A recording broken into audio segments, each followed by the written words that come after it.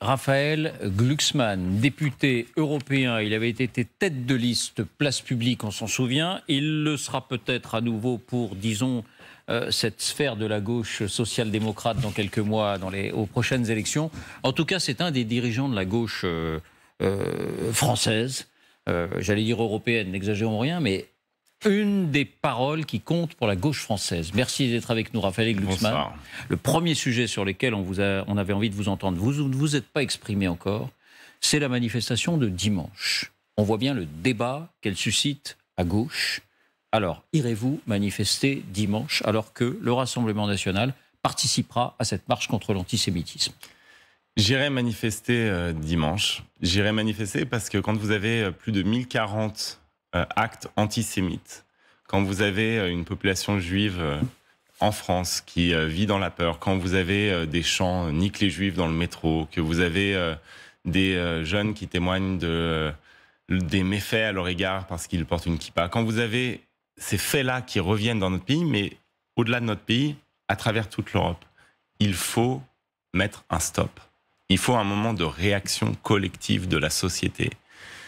Et il faut rappeler aussi que ceux qui pensent que ce sont des conséquences malheureuses de ce qui se passe à Gaza, eh bien, oublient très vite que quand les Chinois, par exemple, le gouvernement chinois parque les Ouïghours dans des camps de concentration, il n'y a pas d'attaque planétaire contre tous les Chinois à travers le monde.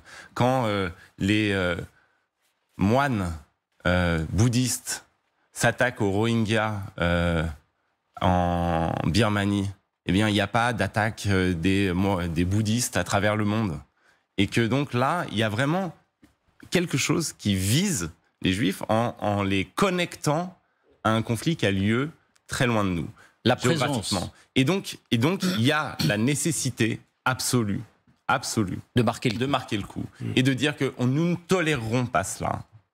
Et ensuite vient la présence le fait que du Marine Le Rassemblement Pen, national. Marine Zemmour décide de venir à cette manifestation. Ils ne sont pas les organisateurs de cette manifestation. Moi, j'aurais aimé que les organisateurs, a priori, mettent des mots qui les excluent. Mais ils décident de venir. Quels mots? Et donc, moi, je me retrouve dans une situation, et je comprends que beaucoup de gens aient des doutes, que beaucoup de gens soient tiraillés. Il y a des gens très bien, qui sont très choqués par l'antisémitisme et qui se disent « mais j'ai pas envie de manifester avec Marine Le Pen et Éric Zemmour ». Moi, ce que j'ai envie de leur dire, c'est « je ne laisserai pas Marine Le Pen et l'extrême droite décider de ma lutte contre l'antisémitisme. Je ne leur laisserai pas le monopole de la lutte contre l'antisémitisme. Si ils vont à des manifestations de lutte contre l'antisémitisme et que les autres n'y vont pas, ça veut dire quoi? Ça veut dire qu'eux seront là et qu'ils défileront et que nous ferons quoi? Rien. Nous leur laisserons ça. On ne doit pas laisser la lutte contre l'antisémitisme à un parti fondé par un SS. À un moment, il faut quand même revenir sur Terre. Et donc, malgré tout ce que je peux penser de cette extrême droite, malgré le fait qu'il n'ait pas changé fondamentalement, malgré le fait que leur soutien aujourd'hui aux juifs victimes, c'est simplement parce que dans l'échelle des haines qu'ils propagent, eh bien, les musulmans ont remplacé les juifs. Eh bien, malgré tout cela, il y a besoin d'aller là. Il y a besoin que les républicains, que les démocrates se retrouvent et disent tout simplement que cette haine en Europe ne peut pas revenir. Serge Klarsfeld, donc président des fils et filles des déportés juifs de France, il dit « Il faut se réjouir que le Rassemblement national participe à la marche contre l'antisémitisme ». Il rappelle « Nous avons fait condamner Jean-Marie Le Pen à plusieurs reprises pour antisémitisme. Pour moi, l'ADN de l'extrême droite, c'est l'antisémitisme. Donc quand je vois un grand parti issu de l'extrême droite abandonner l'antisémitisme, le négationnisme et marcher vers des valeurs républicaines, je m'en réjouis. Et bien, je suis en désaccord profond avec M. Klarsfeld, malgré tout le respect que je lui porte. Et je pense que ses propos sont plus que problématiques. Parce que le Rassemblement national, quand vous avez son chef qui nous explique que Jean-Marie Le Pen n'était pas antisémite, ça veut dire quoi? Ça veut dire qu'ils n'ont pas fait d'aggiornamento. En réalité, ils ont juste mis une haine au-dessus de l'autre et ils cherchent à instrumentaliser et exploiter cette lutte contre l'antisémitisme. Parce que sinon, ils auraient fait des grands discours pour expliquer qu'ils ont honte d'avoir été fondés par des collabos et des SS. Ils auraient fait des grands discours nous expliquant en quoi... Vous savez, il y a un exemple de ça. En Italie, il y avait un parti post-fasciste dirigé par M. Fini. Et M. Fini dit « Mon parti n'est plus post-fasciste ». Pour le prouver, qu'est-ce qu'il fait? Il fait un immense discours sur les origines idéologiques de son parti. Et il nous explique en quoi ces origines idéologiques sont désastreuses, calamiteuses, extrêmement dangereuses pour la société. Il ne dit pas « croyez-moi, je ne suis plus fasciste ». Et on n'a jamais eu cet aggiornamento idéologique. On n'a jamais eu la condamnation claire des fondements idéologiques du Rassemblement national. Et la preuve, c'est leur vote. Enfin, ils vont défendre la République. Mais vous avez un parti qui a servi l'agenda de Vladimir Poutine en Europe, en France, pendant plus de 15 ans, qui, de facto, se retrouve allié, soutien de Bachar el-Assad, qui est quand même aujourd'hui l'un des principaux sponsors du Hamas, et son régime est un régime fasciste fondé sur l'antisémitisme, et d'ailleurs là aussi par des anciens SS. Donc le bassisme, c'est ça l'origine idéologique. Donc il y a une supercherie et une forme de naïveté, je pense, et dans les propos de M. Klarsfeld, et dans le comportement de ceux qui nous invitent à cette manifestation. Je voulais vous entendre dans quelques mots, parce que vous aussi, vous avez publié une tribune dans Le Monde il y a quelques jours sur le conflit, la guerre elle-même. En gros, c'est l'éloge de la complexité. D'abord, vous dites, rien ne pourra jamais justifier les horreurs des massacres du Hamas en Israël. Vous dites, ni la résistance française hier, ni la résistance ukrainienne aujourd'hui n'ont jamais fait quoi que ce soit de semblable. Le résistant peut être amené à tuer, mais il le fait à contre-cœur, alors que le terroriste jouit de son crime, comme ces assassins du Hamas. Ça, c'est une chose que vous posez. Dans le même temps, vous dites, est-ce que ça doit nous interdire de nous interroger sur le contexte politique, qui n'excuse rien, mais qui est un élément très important, non pas de ce qui s'est passé avec le Hamas, mais de l'instabilité de la région et peut-être du monde. Et là, vous êtes très sévère, vous aussi, et vous condamnez avec des mots très durs ce qu'a été la politique israélienne de ces dernières années, en particulier l'encouragement à la colonisation et bien d'autres choses. Comment réagissez-vous vous-même aujourd'hui? Je pose toujours la question, mais parce que c'est la question centrale, à l'accusation de 2 poids et 2 mesures sur les morts palestiniens par rapport aux morts, non pas israéliens, mais les morts que dénonce l'Occident dans tous les conflits du monde, et notamment les morts ukrainiens. Il y a une forme d'hémiplégie empathique. Il y a... Elle existe. Elle existe. Bien sûr. Elle existe. Et elle existe d'ailleurs de tous les côtés. Je vais vous dire, il y a des gens qui disent « je condamne l'action du Hamas comme pour cocher une case », mais en fait, ils n'écoutent même pas les récits. Ils ne se plongent jamais dans l'horreur du 7 octobre. Et il y a des gens qui, bouleversés par l'horreur du 7 octobre, disent « bien sûr, je regrette les civils palestiniens qui sont en train de mourir, et bien sûr que c'est terrible que des enfants soient obligés de mendier pour avoir une goutte d'eau quand on fait un état de siège. » Et moi, je cherche à ne pas souffrir d'hémiplégie empathique, à prendre en considération réellement, à assumer, à prendre en compte, à prendre à bras le corps les souffrances qui s'expriment. Pas parce que je veux simplement être un humaniste, c'est pas la question là. C'est que même pour penser une solution politique, pour penser une sortie politique, pour penser une politique juste de l'Union européenne, il faut prendre encore, mais au cœur et dans son corps et dans son âme, ces souffrances-là. Les 2 souffrances. Et je crois qu'il y a que comme ça qu'on arrivera à une politique réaliste. Ce n'est pas une position idéaliste. Tout le monde dit qu'elles sont prises en compte. Non, elles sont. Par exemple, je vais vous donner un exemple très clair. La réaction israélienne de vouloir démanteler le Hamas, détruire le Hamas, elle est parfaitement logique et juste. Pour démanteler le Hamas, si vous ne prenez pas en compte la souffrance palestinienne, si vous ne prenez pas en compte le fait que la colonisation permanente, rampante, que cette politique de soutien à des espèces de zélotes qui sont en train de rendre impossible une solution politique par la suite et qui commettent des crimes en Cisjordanie où il n'y a pas le Hamas, que cette politique-là nourrit le Hamas, que pour justement éliminer les terroristes, vous avez besoin d'offrir une solution politique qui permette aux Palestiniens de penser qu'un jour, ils auront vraiment un État. Eh bien, vous rendez la lutte contre le terrorisme inefficace et impossible. On n'est même ce que pas je veux dire, seulement dans la c'est morale, on est dans l'efficacité. Moi, c'est mon souci principal. Je pense qu'en fait, avoir des principes permet de construire une politique réaliste. Je ne suis pas un intellectuel droit de l'homiste qui passe sa vie à expliquer qu'il faut se battre toute sa vie pour les droits humains. Ce que je pense, c'est qu'en fait, pour avoir une politique réaliste, il faut assumer de prendre en compte la souffrance des Palestiniens. Parce que, à la fois, il ne peut pas y avoir de paix sans lutte contre le terrorisme, mais il ne peut pas y avoir de lutte contre le terrorisme qui soit définitivement efficace sans perspective de paix pour les Palestiniens. Vos questions, vos réactions, Dominique, va réagir. Je suis à 100% d'accord avec tout ce que vient de dire Raphaël Glucksmann. J'irai manifester dimanche. Je crois que ce qu'il dit de Serge Klarsfeld me paraît très juste.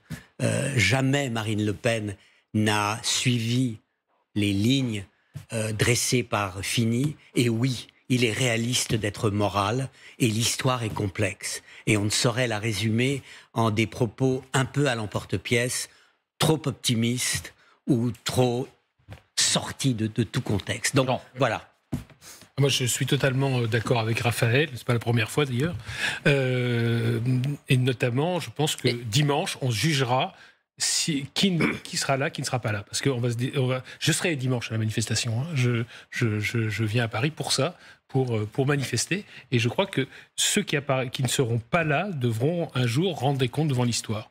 Voilà, ce qui se passe en France et ce qui se passe en Europe aujourd'hui et dans tout le monde occidental, en Australie, aux États-Unis, cette très urgence décomplexée de l'antisémitisme, on doit dire non. Voilà. Et que Marine Le Pen soit dans le cortège quelque part, ça m'est totalement indifférent. Je m'en fiche complètement. Je veux dire, moi, je veux être là. C'est notre différence. Moi, ça m'est pas indifférent. C'est indifférent. Moi, ça m'est pas indifférent. Je pense qu'on est en train de progressivement dédiaboliser complètement, banaliser complètement le Rassemblement national, sans même que le Rassemblement national ne fasse le moindre aggiornamento idéologique. On ne peut pas les empêcher de venir. Non, mais ça ne m'est pas indifférent. Bien sûr. Moi, je suis d'accord sur l'empathie et bien sûr le fait que la situation soit absolument viscéralement intolérable des deux côtés. Maintenant, sur la manifestation, je pense que plus que de s'indigner de la présence d'un parti qui, après tout, a le droit de manifester aussi là son changement, peut-être, on peut l'espérer, il est plus à regretter l'absence d'un autre parti, qui est la France Insoumise, et qui là pose vraiment question. Imaginez qu'il y ait quand même une part non négligeable de notre population représentée par ce parti et qui soit absent. Vu en plus toutes les déclarations auxquelles on a assisté, moi ça me choque profondément. Vous savez, là-dessus, si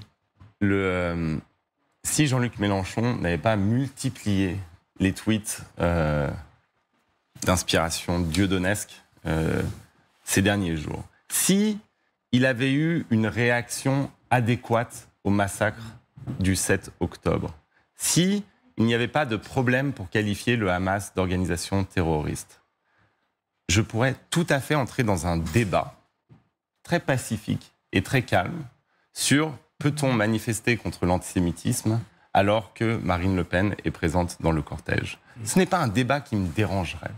J'aurais ma réponse, qui est que moi j'irais.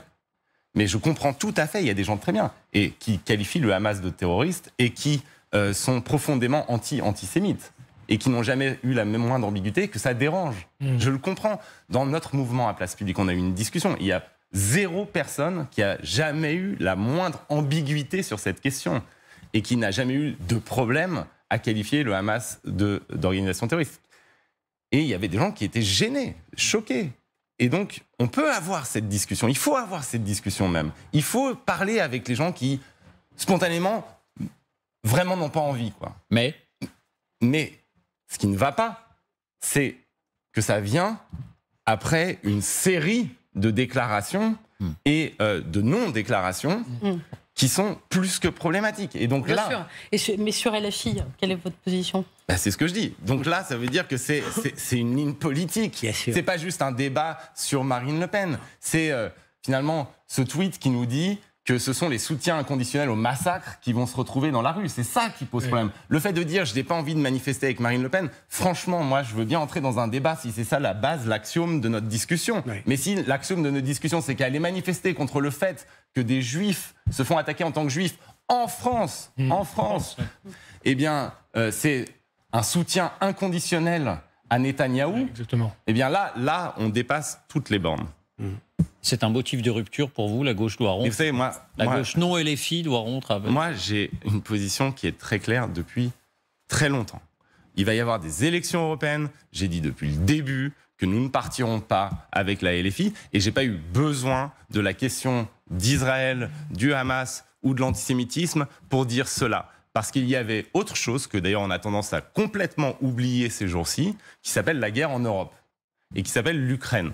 Et qui s'appelle le fait qu'on doit construire une Europe de la défense pour pouvoir protéger nos démocraties contre des tyrannies que les gens de la FI avaient bien du mal à qualifier de tyrannie. Et donc, on a là des divergences fondamentales. Donc moi, si c'est pas maintenant, il y a une rupture. Ça fait des mois que je milite, que j'explique que de toute façon, nous devons produire notre offre politique qu'il est impossible de suspecter de la moindre compromission avec le moindre autoritarisme ou avec la moindre puissance qui remet en cause les démocraties européennes. Dominique. Juste un point, ce qui me choque, je suis tout à fait d'accord, c'est LFI. C'est la position de LFI sur cette manifestation. Et ça, c'est ce qui me choque profondément. Pour le reste, j'allais dire, on somatise beaucoup sur le reste. Le deuxième point, sur le problème, l'écart entre, et on revient à la Palestine, l'écart entre la solution politique et le court terme, qui est aujourd'hui la destruction du Hamas, c'est là qu'il y a un problème actuellement. Parce que, je répète, dans l'armée, on est simple, il nous faut l'état final recherché. L'état final recherché, c'est une réponse politique. Or là, Israël ne fournit pas de réponse politique. C'est ça qui me choque. Et la réponse politique, elle est fournie par tous les autres. Les Américains, les Européens, tout le monde l'a fournie. Mais Israël, pour l'instant, par la voix de M. Netanyahou, n'est pas en mesure de le faire. Mais n'est pas en mesure de le faire parce qu'en fait, M. Netanyahou n'a jamais voulu de cette solution. Non, mais bien sûr. Et ça a un impact sécuritaire. C'est ça qu'il faut comprendre. C'est que ce n'est pas simplement une critique du point de vue humaniste. Il y a un impact sécuritaire. Quand on concentre les forces de défense autour de millénaristes en Cisjordanie pour les protéger alors qu'ils colonisent les gens et qu'on laisse sans défense les gens du sud d'Israël, eh bien, son idéologie, son rapport à la politique a eu des conséquences sécuritaires immédiates. Vous avez tout à fait raison, mais on ne peut pas incriminer juste Netanyahou de cela, parce que le Hamas non plus n'a jamais voulu de ces solutions-là. Il est pour l'éradication. Il est hors de question pour moi de même suggérer ou imaginer d'accord. Ça n'a rien à voir. Que le Hamas puisse avoir ça. Mais merci. Ce que je veux dire, c'est que de toute façon, même d'un point de vue opérationnel, on a besoin d'une perspective politique. Et c'est ça qui manque. Et c'est ça que l'Union européenne, par exemple, peut apporter. Et en expliquant une chose extrêmement simple, c'est que vous n'aurez pas la possibilité de vaincre le terrorisme, qui n'est pas simplement une organisation, s'il n'y a pas une solution politique qui est apportée pour les Palestiniens. Merci beaucoup, Raphaël Glucksmann, d'avoir été notre invité.